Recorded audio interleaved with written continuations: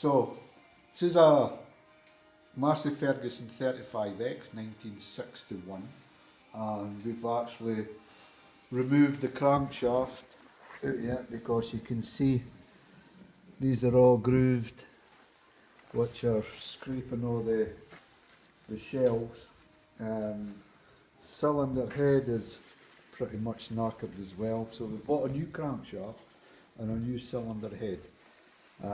Also, when we took it apart, a couple of the piston rings were broken, so we've replaced the pistons,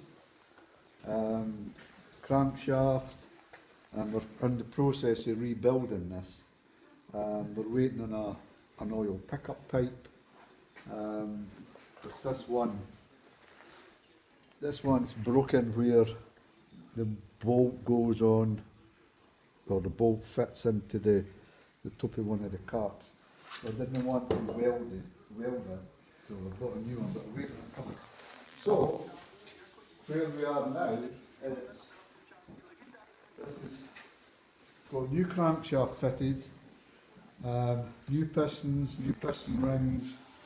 There's no wear on the liners, there's no grooving, and it's, as you can see, it's working pretty good. And it's got a lot of resistance. There's a new rope seal in the back, and again, obviously, there's new seals for the front, oil seals for the front of the crank, and hopefully we can get it all put back together once we get this pipe. We've fully rebuilt the engine. It's back in. We've just tested the clutch and it's working okay.